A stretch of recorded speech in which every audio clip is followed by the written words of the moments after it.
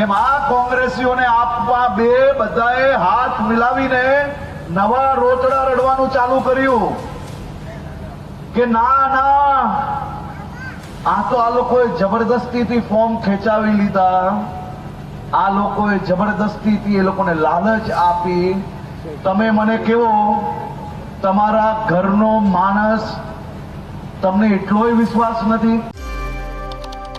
સ્થાનિક સ્વરાજની ચૂંટણીમાં આ વખતે ખાસ કરીને જોવા જઈએ તો ઉમેદવારોના ફોર્મ પાછા લેવા, ઉમેદવારોને ધાક ધમકી આપવાનું પરિણામ છેલ્લા કેટલાય સમય કરતાં હવે વધારે જોવા મળ્યું. અને હવે આ જ વાતને લઈ જ્યારે વિપક્ષે સરકાર સામે આકરા પ્રહારો કર્યા ત્યારે વળતા જવાબમાં હવે હર્ષ સંઘવીએ આમ આદમી પાર્ટીના નેતાઓ અને કોંગ્રેસના નેતાઓને બરાબરના આડે હાથ લીધા છે. શું ને સમગ્ર મામલો, તેના વિશે વિગતે ચર્ચા કરીશું. નમસ્કાર, હું છું પ્રથમ મોદી, આપ જોઈ રહ્યા છો નિર્ભય ન્યૂઝ. ગુજરાતમાં જે સમયે સ્થાનિક સ્વરાજની ચૂંટણીની જાહેરાત થઈ એ દિવસથી જ આમ આદમી પાર્ટીના નેતાઓ દ્વારા એક વાત કહેવામાં આવતી હતી કે પોલીસ અને ભાજપનું ગઠબંધન છે, પોલીસ અને ભાજપ ભેગા થઈને અમારા નેતાઓને હેરાન કરી રહી છે. પરંતુ શું ખરેખરમાં આવું જ છે? કેમ કે જોવા જઈએ તો છેલ્લા કેટલાય સમયથી કોંગ્રેસના નેતાઓ દ્વારા પણ આ જ વાત કહેવામાં આવી. જે સમયે ફોર્મ ભરાવાની શરૂઆત થઈ હતી તે સમયે ભાજપના નેતાઓ દ્વારા કોંગ્રેસના નેતાઓ પર દબાણ કરવામાં આવતું હતું, તેવા આક્ષેપો લગાવવામાં આવ્યા હતા કે ફોર્મ પાછું ખેંચવા માટે પણ એ દબાણ કરવામાં આવતું હતું. પરંતુ આ બધી વાતોને લઈ હવે હર્ષ સંઘવીએ વિપક્ષ પર આકરા પ્રહારો કરી દીધા છે અને કહી દીધું છે કે હવે આ લોકો નવું રોતડું છે જે શરૂ કર્યું છે. સૌપ્રથમ તેમણે વધુમાં શું કહ્યું છે તે સાંભળી લઈએ. આ કોંગ્રેસિયાઓ અને આ આપિયાઓ આ વર્ષે ખબર પડી ગઈ કે લોકો હવે તો ગામે ગામ ઓળખી ગયા છે.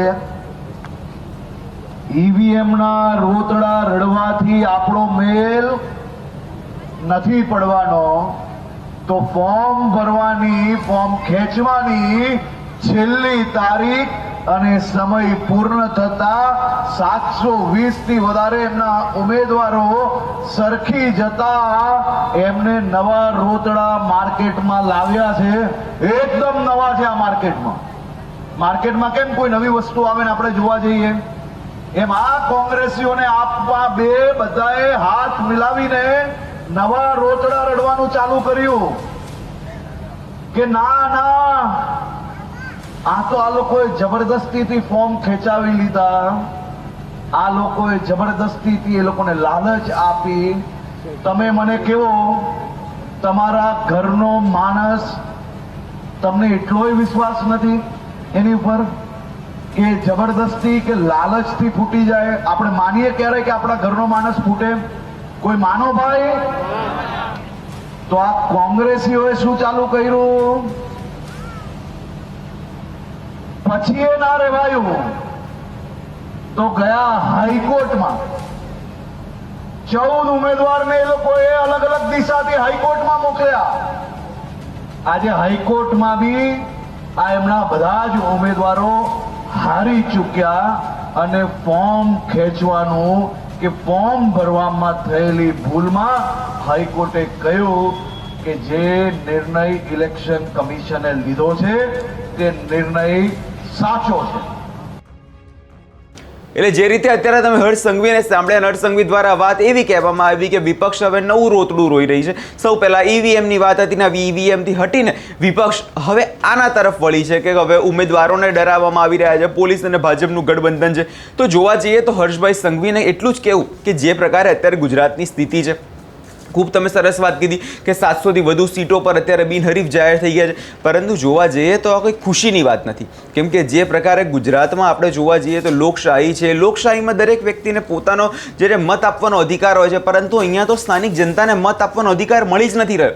કેમ કે જે પ્રકારે અત્યારે ઉમેદવારો જ પાછા હટી રહ્યા છે અને જે આક્ષેપો થઈ રહ્યા છે તે આક્ષેપો ઘણા ગંભીર છે. જોવા જઈએ તો ભાજપ અને પોલીસનું ગઠબંધન થઈને જે અત્યારે આક્ષેપો કરવામાં આવી રહ્યા છે કે નેતાઓ છે તે જ લોકોને દબાણ કરી રહ્યા છે, ઘણા બધા ઓડિયો વાયરલ થઈ રહ્યા છે, ઘણી બધી રજૂઆતો થઈ રહી છે, ઘણા બધા વિડીયો એવા આવે છે કે ઉમેદવારોના ઘરે લોકો ગુંડાઓ પહોંચી રહ્યા છે અને તેમને ધાક ધમકી આપવામાં આવે છે. તો શું આ બધું ખોટું છે? એક બાજુ જે પરિસ્થિતિ અત્યારે નિર્માણ પામી છે તે નિર્માણ પામવી ખૂબ જ અત્યારે જોવા જઈએ તો ગુજરાતના લોકતંત્ર પર ઘણા મોટા સવાલો ઊભા કરી દે છે. કેમ કે જે રીતે સ્થિતિ એવી હોય કે લોકોને પોતાનો મત આપવાનો અધિકાર હોય તો એ જ પ્રકારે અત્યારે ચૂંટણી જે છે તે સ્વેચ્છાયિક ઢબે થવી જોઈએ, ના કે આવી રીતે. બિનહરીફ જીત્યા છો, ખૂબ સરસ વાત છે, પણ બિનહરીફ જીતવાનું ગર્વ ના અનુભવશો. કેમ કે જે પ્રકારે લોકો તમને ચૂંટે છે અને લોકોને એક મત તો આપો તો ખબર પડે આગળના સમયમાં થાય છે શું. કેમ કે જે રીતે અત્યારે રોડ રસ્તાની સમસ્યા છે, પાણીની સમસ્યા છે, ગટરની સમસ્યા છે, લોકોની આવી બધી સમસ્યાઓ પણ હલ નથી થતી. તો લોકો હવે આગળ શું ઈચ્છે? ઘણા બધા વિસ્તારો છે જ્યાં જોવા જઈએ તો લોકોને યોગ્ય પાણી નથી મળતું અને પાણી મળે છે તો કાળું પાણી મળે છે. હવે કાળું પાણી પીવું જ કેવી રીતે? આ પરિસ્થિતિ અત્યારે ગુજરાતના ખૂણે ખૂણે જોવા મળી રહી છે. એટલે જે પ્રકારે અત્યારે તમે વિપક્ષ પર આકરા પ્રહાર કરો છો, વિપક્ષને એવું કહો છો કે તમે રોતડા રહો છો સાહેબ, તો અત્યારે તમારી સરકાર શું કરી રહી છે? તમારી સરકાર બી વિકાસના નામ પર ખોટા ખોટા વાયદાઓ જ કરી રહી છે ને. હવે જોવાનું એ રહેશે આગળના સમયમાં થાય છે શું. આ વિષયને લઈને તમારો શું અભિપ્રાય છે અમને કમેન્ટ કરી ચોક્કસથી જણાવજો. અને અમારી ચેનલ નિર્ભય ન્યૂઝને લાઇક, શેર અને સબસ્ક્રાઈબ કરવાનું ભૂલશો નહીં.